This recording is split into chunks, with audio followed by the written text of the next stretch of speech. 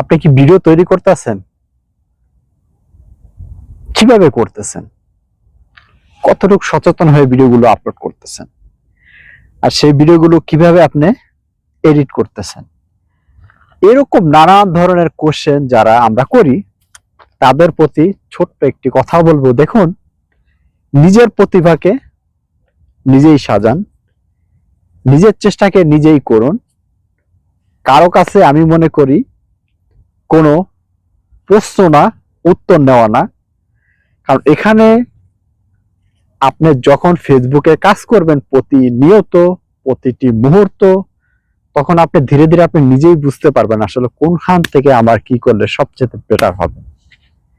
মানুষ আপনাকে সঠিক তথ্য কখনই দেবে না, আর সত্য কথা কখনই আপনাকে বলবে না। কারণ এজন্যই বলবে না, কারণ তাদের হাতে সময় মোটেও নেই।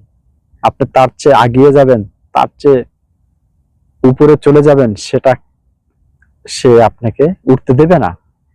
এজন্য বলছি, আপনি ফেসবুকে অন্তত একটু হলো ধারণা নেবেন যে ফেসবুকে কাজ করতে হলে আসলে আমাকে কোন জিনিসগুলো ফলো করতে হবে।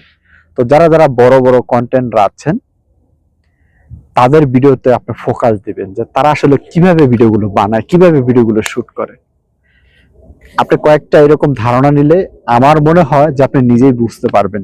তো কাউকে প্রশ্ন না করে আমার মনে হয় সবচেয়ে বেটার ফেসবুকটা দেখুন, এটা সম্পূর্ণ আপনার একটি ফ্যামিলির, আপনার একটি ফ্যামিলি, আপনার একটি ঘর। এটাকে আপনি যেমনে সাজাবেন ঠিক সেভাবেই সাজাতে পারবেন।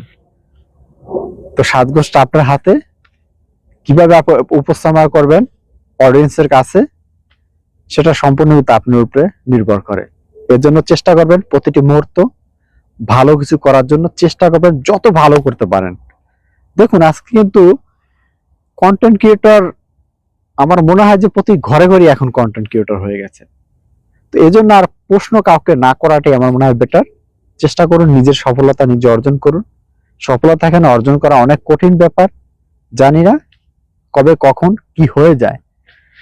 প্রতিটা মুহূর্তে কিন্তু এই স্বপ্ন নিয়ে কিন্তু এখনো পড়ে আছি ফেসবুকে।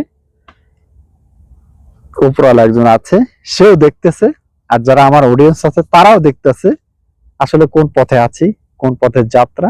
স্বপ্ন নিয়ে পড়ে আছি। দোয়া ভালোবাসা সবই রইলো, দোয়া করবেন। আল্লাহ হাফেজ।